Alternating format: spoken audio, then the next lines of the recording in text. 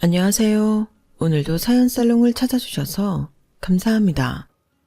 한 남자와 두 번째 인생을 살고 있는 50대 여성이에요. 흔히들 그러죠. 사는 게 지옥이라고. 한때 제 인생은 지옥 그 자체였어요. 딸린 식구가 없었다면 바로 인생을 끝내버리고 싶었을 정도로 하루하루가 암담하고 처참하기 그지없었거든요. 그래도 모진 목숨 스스로 거두지 못하고 기를 쓰고 살아보니 제 인생에도 기적이라는 게 일어났지 뭡니까? 이제는 다 지난 얘기로 웃으며 옛 이야기하며 살고 있는 요즘이 얼마나 감사하고 행복한지 모르겠어요. 저는 한부모 가정에서 자랐어요. 엄마는 제가 5살 무렵 집을 나가셨고 아빠 혼자 저를 키우셨죠. 사실 키웠다기보다는 방임했다는 게 맞는 표현일 거예요. 아빠는 엄마에 대한 미움을 제게 풀고 살았던 것 같아요.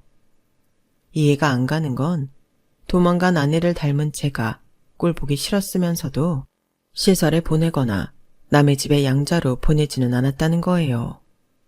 그렇다고 애정을 쏟아 키우지도 않았으면서요. 그러니까 아빠와 저는 한 지붕 아래 함께 사는 생물학적 부녀일 뿐이었어요.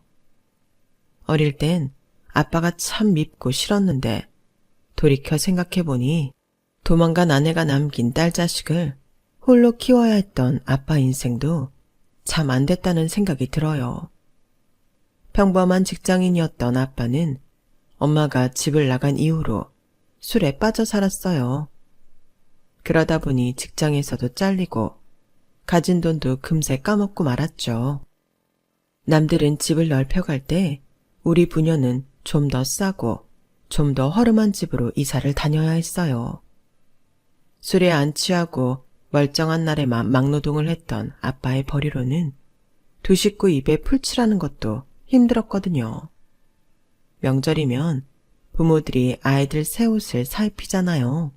그런데 저는 그런 건 꿈도 못 꾸고 살았어요. 복지사들이 가져다주는 헌옷도 감지덕지였으니까요. 언제 누가 입다 버린 옷인지 모를 그 옷들로 더위와 추위를 버티고 동사무소에서 받은 정부미와 동네 아주머니들이 가끔씩 가져다주는 김장김치, 고추장, 된장으로 끼니를 때우곤 했어요. 그나마도 제가 어렸을 때는 밥도 할 줄 모르고 석유 곤로를 켤 줄도 몰라서 아빠가 없으면 하루 종일 굶고 있어야 했죠. 국민학교에 들어가서도 그건 마찬가지였어요. 점심시간이 되면 각종 반찬 냄새로 가득한 교실에서 저는 배고픔을 감추고 꿋꿋하게 그 시간을 버텨내야 했어요.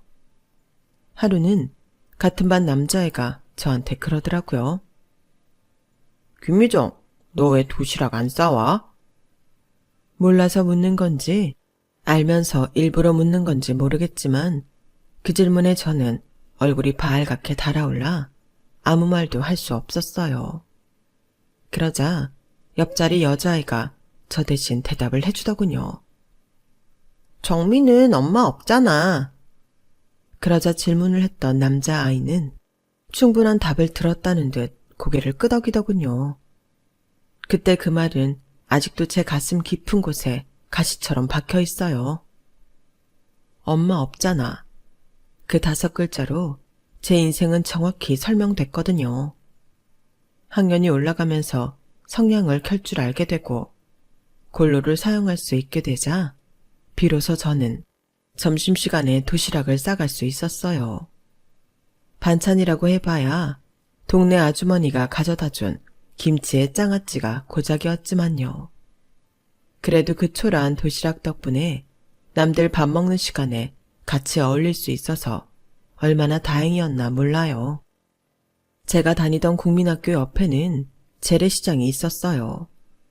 그래서 저희 학교 아이들은 방과 후에 다들 재래시장으로 달려갔죠. 거기엔 엄청 맛있는 떡볶이집이 있었거든요. 커다란 사각판에 보글보글 끓고 있는 떡볶이에 김말이, 야끼만두, 못난이 만두가 먹음직스럽게 놓여있는 집이었죠. 장판이 깔린 긴 나무 의자에 다닥다닥 붙어앉은 국민학생들은 초록색 플라스틱 접시에 담긴 떡볶이를 맛있게 먹어댔어요. 모르긴 해도 그 집에서 떡볶이를 먹어보지 않은 사람은 저뿐이었을 거예요. 떡볶이를 사 먹을 만큼 저희 집 살림은 넉넉지 않았으니까요. 그런데 저랑 같이 하교를 하던 친구들 때문에 할 수 없이 저도 그 집 떡볶이집에 가게 된 거예요. 돈이 한 푼도 없었던 저는 아이들이 떡볶이를 다 먹을 때까지 옆에서 지켜봐야만 했죠. 그런 제가 신경이 쓰였는지 떡볶이 아줌마는 맛이나 보라며 그릇에 떡볶이를 조금 담아주셨어요. 저 돈 없어요. 상관없어. 맛보기는 돈 안 받으니까. 난생 처음 떡볶이를 먹어본 저는 매콤달콤한 그 맛에 홀딱 빠지고 말았어요.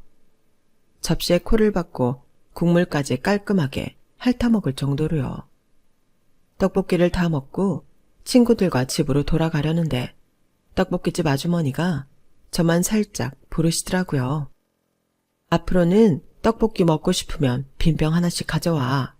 소주병이든 맥주병이든 상관없으니까. 다른 친구들한테는 비밀로 하고. 정말 그래도 돼요? 그럼 슈퍼에서도 빈병 가져가면 돈으로 바꿔주잖니. 그러니 돈 대신 떡볶이로 받는다 생각하면 되지 않을까? 그때까지 빈병이 돈이 된다는 걸 몰랐던 저는 신세계를 본 기분이었어요. 하루도 술을 거르지 않는 아빠 때문에 저희 집에는 빈 소주병부터 시작해 각종 술병들이 잔뜩 있었거든요. 그게 다 돈이 되는 거였다니 순간 부자가 된 기분이었어요. 그 후로 저는 아빠가 마시고 난 빈 소주병으로 떡볶이를 바꿔 먹게 되었어요. 철이 들고서야 아주머니가 나를 위해 손해도 감수하며 그런 일을 했다는 걸 알게 되었죠. 고학년이 되고부터는 더 이상 빈병을 들고 떡볶이집을 찾지는 않았지만 이미 아주머니와는 많이 친해져서 가게가 바쁠 시간에는 옆에서 일도 도와드리곤 했어요. 아주머니는 김치며 밑반찬 같은 것들을 챙겨주시곤 했고요. 물론 제가 먹는 떡볶이는 늘 공짜였죠. 아주머니한테는 저보다 4살 많은 아들이 있었는데 장사를 마치고 가게를 정리할 때면 아들이 찾아와 아주머니를 모셔가곤 했어요. 그러다 보니 저도 그 오빠와 자주 마주치게 되었고 오빠 동생으로 지내게 되었죠. 저희 집 사정을 알고 있는 아주머니는 제가 2차 성징 이후 여성용품이 필요하게 됐을 때도 엄마 대신 생리대도 사주시고 속옷도 사주셨어요. 저희 아빠는 남자라서 그런 걸 잘 모르기도 했고 딱히 제게 관심이 없었기 때문에 아주머니가 없었다면 정말 난감할 뻔했죠. 술에 빠져 살던 아빠는 일하는 날이 점점 줄어들었어요. 술에 취해 사는 사람을 공장에서 써줄 리가 없었으니까요. 일이 없으면 홧김에 술을 마시고 어쩌다 일을 나갔다 오면 그날 번 돈으로 술을 사 마시곤 했죠. 술이 취한 아빠는 늘 엄마 욕을 했어요. 나날이 엄마를 닮아가는 저를 향해 엄마한테 못했던 욕설을 퍼부으시면서요. 당시 제 소원은 아빠가 하루빨리 없어지는 거였어요. 차라리 아빠가 없으면 정부 지원금도 받을 수 있고 그 돈으로 지금보다 나은 생활을 할 수 있을 것 같았거든요. 그런 나쁜 소원 때문이었을까요? 고등학교 1학년 여름방학을 며칠 앞둔 어느 날 아침 일찍 일을 나갔던 아빠가 뺑소니 차량에 치여 세상을 떠나신 거예요. 내 인생에 도움이 안 되는 사람이라고 생각했던 아빠가 세상을 떠나자 그동안 아빠 그늘에서 사느라 몰랐던 냉혹한 현실이 눈앞에 펼쳐지더군요. 장례식장에 모인 아빠 형제들이 마치 저를 공 돌리듯 서로에게 떠넘기기 바빴거든요. 기집애가 나이가 있어서 시설에서도 안 받아주겠다고 하는데 그럼 어떡해? 우리 중에 그나마 형편이 좋은 큰오빠가 맡아야지. 어머 아가씨, 무슨 말을 그렇게 해요? 우리가 형편이 낮긴 뭐가 나아요? 이 사람 쥐꼬리만한 월급으로 우리 5 식구 먹고 사는 것도 벅찬데 어떻게 조카까지 맡아서 키우란 말이에요. 난 못해요. 난 죽어도 못해. 그렇게 조카가 불쌍하면 아가씨가 키우면 되겠네. 아가씨는 자식도 아들 하나뿐인데 애 하나 더 키운다고 힘들 것도 없지 뭐. 언니, 우리 집 사정 뻔히 알면서 어떻게 이래요? 나는 뭐 불쌍한 내 조카를 큰오빠 집에 보내고 싶어 이러는 줄 알아요? 상황이 안 되니까 그러는 거잖아요. 죽은 사람은 말이 없는데 산 사람들은 참 말도 많더라고요. 결국 큰엄마의 반대로 저는 잘 사는 큰 집이 아닌 가난한 고모 집에 가서 살게 되었어요. 어차피 곧 방학이라서 새학기에 맞춰 고모 집 근처 고등학교로 전학을 하기로 하고 일단 제 집만 빼서 고모 집으로 향했어요. 아빠랑 살던 집은 새로 세입자가 들 때까지 잠시 비워두기로 했고요. 고모 집은 아빠랑 제가 살던 집보다는 컸지만 살림이 그리 넉넉한 집은 아니었어요. LPG 가스 배달을 하는 고모부와 식당 일을 하는 고모는 하루 종일 집을 비웠고 집에는 저와 1살 위 사촌 오빠 뿐이었어요. 사촌 오빠는 소위 말하는 날라리로 고1 때 학교에서 퇴학을 당하고 집에서 놀고 있는 상황이었죠.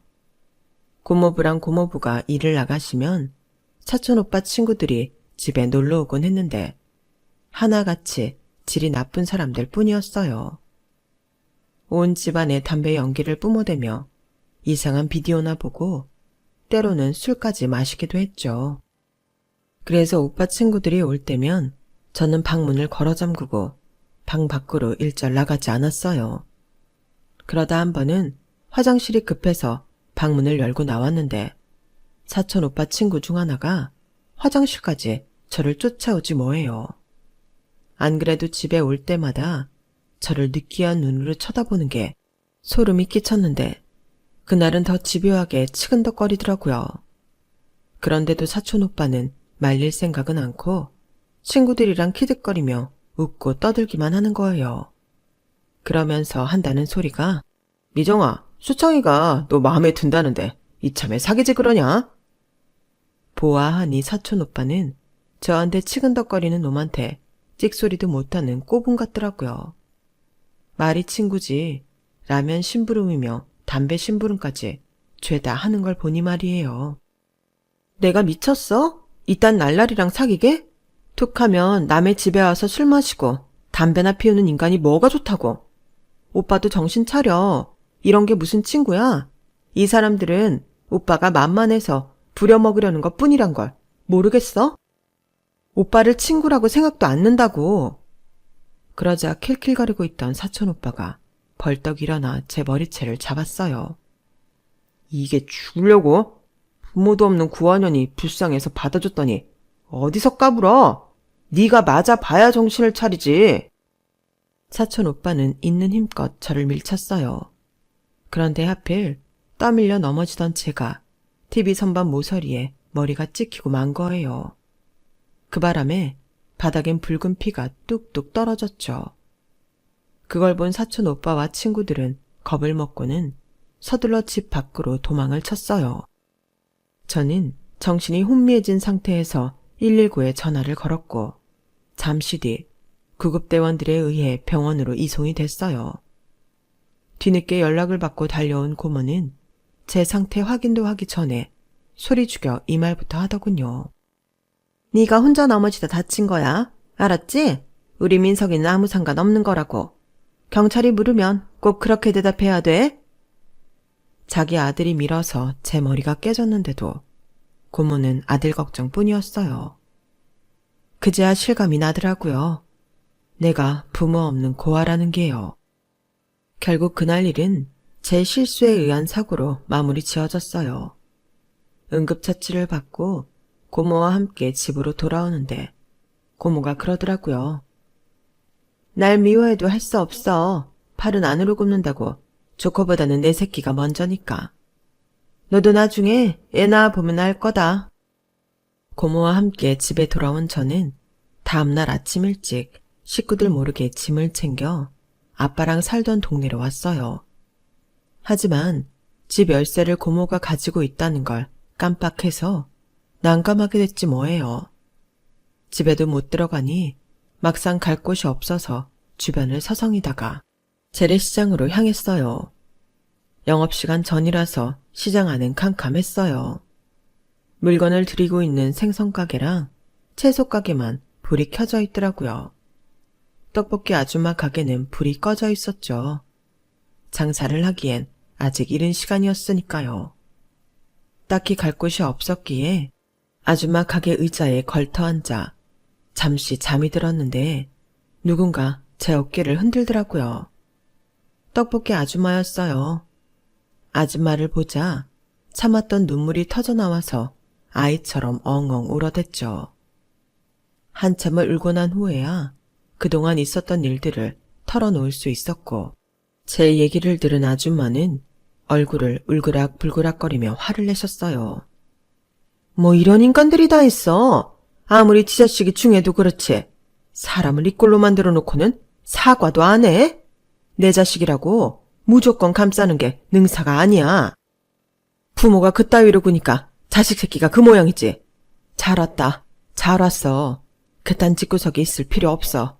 아줌마랑 우리 집에 가자. 아주머니는 제 짐가방을 손수 들고는 저를 끌고 집으로 가셨어요. 방도 2개뿐이고 살림도 그리 넉넉하지 않았지만 아줌마 성격답게 깔끔하고 아기자기한 집이었어요. 친척들도 저를 안 맞겠다고 싸우는 판에 피 한 방울 안 섞인 아줌마가 저보고 같이 살자고 하니까 놀라운 마음에 따라오기는 했지만 내가 이 집에 있어도 되는지 잘 모르겠더라고요. 그래서 짐도 못 풀고 망설이고 있었더니 아줌마가 그러시는 거예요. 아줌마는 어릴 때 전쟁으로 부모님을 잃었어.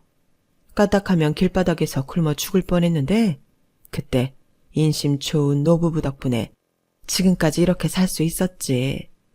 난 그때 헐벗고 굶주린 내 배를 채워주고 학교까지 보내주신 그분들한테 입은 은혜를 갚는 것뿐이야. 그러니까 나한테 미안해하지 말고 너도 나중에 네 도움이 필요한 사람한테 대신 은혜를 갚도록 해. 그럼 되는 거야. 당시만 해도 그런 날이 올까 의구심이 들었지만 사람 일은 모르는 거더라고요.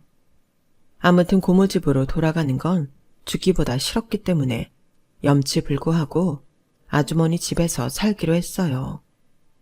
얼마 뒤 아빠랑 살던 월세집 주인이 방이 나갔다며 보증금을 돌려주셔서 얼마 안 되는 돈이지만 챙길 수 있었어요. 그 돈을 아주머니께 드리겠다고 했더니 한사코 거절을 하시더라고요. 살면서 돈 쓸 일이 한둘이겠냐며 그 돈만큼은 눈치 보지 말고 필요할 때 쓰라고 하셨죠. 아주머니 집에 살면서 난생 처음 사람답게 살 수 있었어요. 집밥이 정서적 허기까지 채워준다는 것도 그때 알게 되었죠. 아주머니랑 오빠랑 가족처럼 살았던 저는 성인이 되고도 그 집에서 쭉 함께 살게 됐어요. 어쩌다 보니 오빠랑 눈이 맞아서 결혼까지 하게 되었거든요. 처음엔 아주머니께서 반대하시지 않을까 걱정이 컸어요. 불쌍해서 딸처럼 데리고 살아주는 것과 며느리로 받아들이는 건 다른 거니까요. 그래서 어떻게 말씀드려야 하나 고민이 많았는데 아주머니께서 먼저 말을 꺼내주시더라고요. 니들 사귄 지도 꽤 되지 않았니? 슬슬 결혼 생각도 해야 하지 않아? 어지간하면 너희가 말 꺼낼 때까지 모른 척하고 기다리려고 했는데 아무리 기다려도 소식이 있어야지.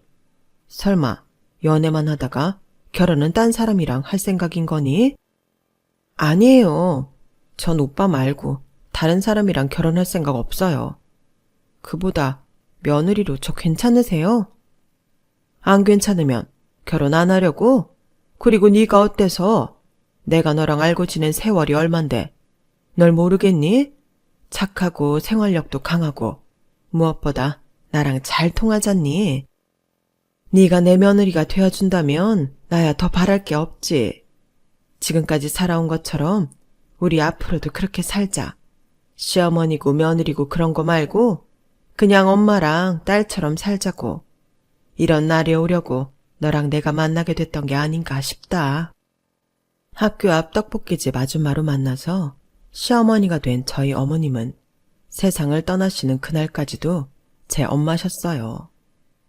얼굴도 기억이 안 나는 친모한테 받을 수 없었던 모정을 제게 주신 분이니까요. 어머님이 돌아가신 이후 어머님의 떡볶이 가게를 어떻게 할까 고민을 했는데 고등학교에 다니던 아들 녀석이 그러는 거예요. 할머니 떡볶이집이 사라지면 슬플 것 같아. 나도 그렇고 내 친구들도 할머니 떡볶이 먹고 자랐잖아. 그냥 엄마가 떡볶이집 하면 안 돼? 할머니 옆에서 엄마도 오래 일했으니까 할머니 손맛 그대로 할 수 있잖아. 딱히 어머님한테 떡볶이 레시피를 배웠던 건 아니었지만 직장을 다니면서 틈틈이 어머님 가게 일을 도왔기 때문에 못할 것도 없다 싶었어요. 나이 때문에 직장에서 눈치도 많이 받고 있는 상황이라 우리 아들 말에 마음이 동한 것도 있고요. 남편도 제가 원한다면 해보라고 해서 큰맘 먹고 어머님 가게를 잇기로 했죠. 가게를 찾는 손님들마다 할머니는 어디 가셨냐고 묻는 바람에 한동안은 어머님의 부고를 전하느라 바빴어요. 어머님이 안 계시니 단골 손님들이 떨어져 나갈까 걱정했는데 다행히 손맛이 비슷해서 그랬는지 찾는 분들은 계속 찾아주시더라고요. 어머님이 하실 때는 연세가 있으셔서 영업시간이 짧았는데 제가 맡고부터는 영업시간도 길어져서 매상도 확실히 많이 늘기도 했고요. 직장을 다닐 때보다 수입도 늘고 남 눈치 안 보고 돈 벌 수 있으니 떡볶이집을 하길 잘했다는 생각이 들더군요. 비록 어머님은 세상을 떠나셨지만 하루하루 어머님 손때가 묻은 가게에서 어머님 손맛에 길들여진 손님들을 만나는 것도 꽤 의미 있는 시간이었어요. 그렇게 몇 년을 장사하는 재미에 빠져 살았는데 생각지 못한 시련이 찾아왔지 뭐예요. 평소처럼 출근을 했던 남편이 회사에서 쓰러졌다는 연락이 온 거예요. 전화를 받고 병원에 달려가 봤더니 의식도 없이 중환자실에 들어가 있더라고요. 환자실은 마음대로 면회도 안 돼서 면회 시간이 되고서야 남편을 볼 수 있었어요. 병명은 뇌출혈이었어요. 회사 화장실에 쓰러져 있는 걸 부하 직원이 발견하곤 곧바로 병원으로 실려오긴 했는데 며칠이 지나도록 의식을 차리지 못하는 거예요. 의사 말로는 경막하 출혈이라서 뇌압이 내려가면 깨어날 수 있을 거라고는 했지만 눈조차 못 뜬 채 누워있는 남편을 보니 1분 1초마다 피가 마르는 기분이었어요. 거기다 남편 회사에서는 어떻게든 책임을 면하려고 집요하게 모든 걸 제 남편 탓으로 돌리려고 하더군요. 병원에 찾아온 남편의 직장 상사는 뜬금없이 제 남편의 업무 실책을 거론하며 회사의 피해가 엄청나다는 개소리만 짓거리다 돌아갔고 법무팀에서 나온 사람은 약간의 위로금 외에는 줄 수 없다고 돈 얘기만 하다 돌아갔어요. 직장에서 직원이 쓰러졌는데 누구 하나 위로 한마디 해주는 사람이 없더군요. 그런데 늦은 밤 병원에 찾아온 여직원 하나가 뜻밖의 말을 해주었어요. 실은 과장님이 권고사직 대상자에 올라서 한 달 전부터 퇴사 강요를 받으셨어요. 책상도 아예 빼버리고 업무에서도 배제된 상태였는데 아마 그 일 때문에 많이 힘드셨을 거예요. 제가 이런 얘기한 건 비밀로 해주세요. 부서 사람들이 병문안도 못 오는 것도 회사에서 알면 피해 입을까봐 그러는 거예요. 입사할 때부터 과장님께는 도움도 많이 받았던 터라 모른 척 할 수 없어서 오긴 했지만 실은 저도 좀 겁이 나긴 해요. 그제야 회사 측이 왜 그렇게 차갑게 나왔는지 알 것 같았어요. 단순한 병문안이 아니라 자신들이 저지른 짓을 덮으려고 미리 선수를 쳤던 거예요. 모르면 모를까 알고도 가만히 있을 수는 없었지만 당장은 남편이 깨어나길 기다리는 게 우선이었어요. 다행히도 남편은 며칠 뒤 의식을 차렸지만 후유증으로 한동안 재활치료를 받아야 했어요. 사람 마음이 참 간사한 게 처음엔 남편이 깨어나 준 것만으로도 감사했지만 시간이 지나자 오히려 화가 나더라고요. 멀쩡하던 사람이 하루아침에 몸도 혼자 못 가누고 말도 제대로 못하게 되었으니까요. 그래서 남편이 다니던 회사에 소송을 걸었어요.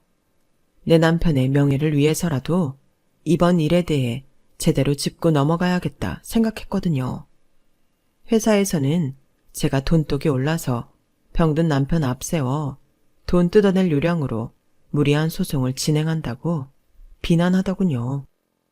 군입대를 앞둔 아들은 자신이 없는 동안 혼자 회사와 싸워야 하는 엄마가 안쓰러웠는지 소송을 말리기도 했고요. 엄마가 걱정돼서 그러는 거라면 걱정할 거 없어. 네 아빠를 위해서라도 엄마는 끝까지 싸울 거니까.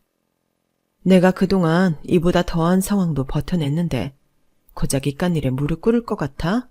어림도 없어. 말은 그렇게 했지만 저라고 겁이 안 났겠어요. 가진 게 없으니 유능한 변호사를 선임할 수도 없을 거고 그에 반해 회사는 전담 법무팀까지 있으니 계란으로 바위치기인데요. 그래도 모든 걸 내 남편 잘못으로 떠넘기는 회사를 용서할 수 없더라고요. 그래서 소송을 진행했는데 예상대로 돈이 문제였어요. 우리 측 변호사는 재판 날짜도 제대로 기억 못할 정도로 우리 일에 관심이 없어 보였어요. 저런 게 무슨 변호사라고 하나 싶을 정도로 무능 그 자체였죠. 제발 신경 좀 써달라고 몇 번이나 찾아가 부탁을 했는데도 한다는 소리가 이 소송은 애초에 진싸움이라는 말뿐이더군요. 그러면서 돈은 따박따박 받아가는 꼴을 보니 부하가 치밀었어요. 중간에 변호사를 해임하고 다른 변호사를 선임했지만 별반 달라지지는 않더라고요. 그렇게 소송은 돈과 시간만 잡아먹고 승소의 희망은 점점 더 희박해져 갔죠. 남편 치료비에 소송 비용까지 감당해야 했기에 떡볶이 가게 일을 쉴 수도 없었어요. 거기다 남편 병수발도 병행해야 했죠. 그땐 정말 악으로 깡으로 버텼다고 해도 과언이 아닐 거예요. 그러던 어느 날이었어요. 그날은 남편 치료가 있는 날이라서 점심시간이 한참 지나고서야 가게로 나왔는데 웬 꼬마애가 막 끓기 시작한 떡볶이판 앞에서 침을 꼴딱꼴딱 삼키고 있지 뭐예요. 딱 봐도 배가 무척 고픈 것 같았어요. 어쩌니? 이제 막 끓어서 10분 정도 더 있어야 되는데 기다렸다 먹고 갈래? 그러자 아이는 대답은 않고 고개만 끄덕이더라고요. 그래서 일단 자리에 앉히고 오뎅 국물부터 한 컵 떠주었죠. 아이는 제가 건넨 오뎅 국물을 후후 불어가며 맛있게 먹더군요. 드디어 떡볶이가 다 됐길래 튀김도 섞어주려냐고 물었더니 손가락으로 야끼만두를 가리키더라고요. 오래 기다렸으니까 아줌마가 계란은 서비스로 줄게. 떡볶이 접시를 아이 앞에 놓아주었더니 허겁지겁 떡볶이를 먹기 시작하더라고요.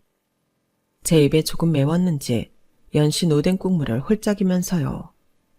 한동안 정신없이 떡볶이를 입에 넣던 아이는 접시에 담긴 국물까지 싹 마시고는 접시를 내려놓았어요. 그런데 떡볶이를 다 먹고도 돈 낼 생각은 않고 제 눈치만 살피지 뭐예요. 그제야 아이가 입고 있는 옷차림이며 행색이 눈에 들어왔어요. 목이 늘어날 대로 늘어난 티셔츠에 발목까지 댕강 올라온 바지 밑단, 언제 감았는지 모를 정도로 떡이 진 머리카락까지 부모의 손길이 닿지 않은 흔적들이 말이죠. 순간 어린 시절 제 모습이 떠올랐어요. 술에 취해 딸 자식 끼니도 챙겨주지 않았던 아빠와 함께 살던 그 시절의 제 모습이요. 불현듯 돌아가신 시어머니가 했던 말이 떠오르더라고요. 언제가 도움이 필요한 사람을 만나게 되거든 내가 받은 은혜를 그 사람한테 베풀려고 했던 그 말이요. 그런 날이 오지 않을 거라고 생각했는데 정말 그 순간이 찾아온 거였죠. 저는 아이가 상처받지 않게 하려고 일부러 거짓말을 했어요. 떡볶이 값은 안 내도 돼. 아줌마는 첫 손님한테는 돈을 받지 않거든. 네가 오늘 우리 가게 첫 손님이었어. 운이 좋았다 얘. 앞으로도 떡볶이 먹고 싶으면 언제든지 와. 넌 첫 손님이니까 매일매일 공짜야. 그러자 아이가 눈을 동그랗게 뜨고는 정말이냐고 되물었어요. 그럼 설마 아줌마가 너처럼 어린애한테 거짓말을 하겠니? 아줌마는 약속은 꼭 지키는 사람이니까 한번 믿어봐. 아이는 잔뜩 상기된 표정으로 인사를 하고는 돌아갔어요. 그리고는 다음 날도 그 다음 날도 매일 비슷한 시간에 가게로 찾아와 떡볶이를 먹고 갔죠. 그런데 아이를 볼 때마다 그런 생각이 들더라고요. 저 또래 애라면 학교에서 수업 받을 시간인데 어떻게 밖에 돌아다닐까 하고 말이에요. 그래서 하루는 아이한테 넌지시 물었어요. 얘, 너는 몇 학년이니? 요 앞에 있는 초등학교 다녀? 그러자 아이가 고개를 저으며 그러더군요. 난 학교 안 다녀요. 몇 살인지는 나도 몰라요. 그게 무슨 소리야? 몇 살인지 모른다니. 너희 엄마나 아빠가 안 가르쳐 주셨어? 나 엄마 아빠 없는데? 그 말의 순간 목이 콱 막히는 것 같았어요. 난 할아버지랑 살아요. 아이 말에 따르면 자기는 할아버지랑 둘이 사는데 얼마 전부터 할아버지가 많이 아프셔서 일을 못하고 있다고 했어요. 할아버지랑 같이 폐지 줍는 일을 하고 살았는데 일을 못하니 집에 먹을 것도 떨어진 상태라고요. 가끔 사람들이 찾아와 먹을 걸 주고 가기는 하지만 그걸로는 두 사람이 먹고 살기 힘든 모양이더라고요. 그 말을 들으니 가만히 두고 볼 수만은 없어서 아이를 따라 집으로 찾아갔어요. 아이가 할아버지와 산다는 반지하 입구에는 폐지가 잔뜩 쌓여 있었어요. 집 안에 들어가 보니 이게 사람 사는 집이 맞나 싶을 정도로 엉망이더라고요. 자리 보존하고 있던 할아버지는 저를 보자 호통부터 치셨어요. 아이 앞인데도 험한 욕까지 퍼부어가며 말이죠. 딱 봐도 정신이 온전치 않은 분 같더군요. 이런 환경에 아이를 방치해서는 안 되겠다는 생각에 그 길로 행정복지센터를 찾아갔어요. 가서 사정을 얘기했더니 직원이 난색을 표하더라고요. 집 앞에 쌓아놓은 폐지랑 악취 때문에 몇 번이나 찾아갔지만 번번이 어르신이 자신들을 쫓아냈다고 말이죠. 아니, 그런다고 애를 그런 집에 그냥 둬요? 그 어린 게 밥도 제대로 못 먹고 지내던데. 애요? 그 집에는 애는 없는데? 우리가 갔을 땐 그 집에 애는 없었어요. 서류상으로도 할아버지 혼자 사는 걸로 돼 있고요. 알고 보니 아이는 할아버지가 사람들 몰래 키우고 있었더라고요. 게다가 두 사람은 피 한 방울 안 섞인 남남이었어요. 폐지를 줍던 할아버지가 길가에 피 흘리고 쓰러져 있는 아이를 데려다 길렀던 거였죠. 아이는 뺑소니 차량에 치인 채 길가에 방치됐던 모양이었어요. 기억도 잃은 상태로요. 뒤늦게 아이의 존재를 알게 된 센터 직원들과 경찰은 아이를 보호시설로 옮겼어요. 부모 찾는 일은 차차 진행할 거라고 하더군요. 아이가 부모를 찾게 되거든 제게도 알려달라는 부탁을 하고는 돌아왔어요. 아이를 보호시설에 두고 저도 왔다 갔다 같이 돌보며 지내길 1년이 지난 어느 날이었어요. 떡볶이 한 판을 다 팔고 두 번째 판을 끓이고 있는데 건너편 두부가게 사장님이 그러는 거예요. 웬 놈의 차가 줄줄이 시장 입구를 막고 있는 건지 원? 혹시 근처에 연예인이나 국회의원이 왔나? 떡볶이 아줌마, 혹시 무슨 소식 들은 거 있어? 글쎄요, 전 모르겠는데요. 왜요? 무슨 일 있어요? 검은 세단이 시장 앞에 잔뜩 와 있어. 되게 유명한 사람이 시장에 왔나 봐. 성화철도 아닌데 누가 온 거지? 그때였어요. 꼬마의 목소리가 들리더라고요. 저기에요. 저 떡볶이집이요. 소리가 나는 곳으로 고개를 돌려보니 그 아이가 서 있더라고요. 예전과는 달리 깔끔하고 예쁜 옷차림을 하고 말이죠.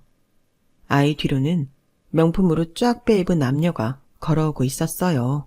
저희 가게로 달려온 아이는 환하게 웃으며 아줌마, 나 엄마 아빠 찾았어요.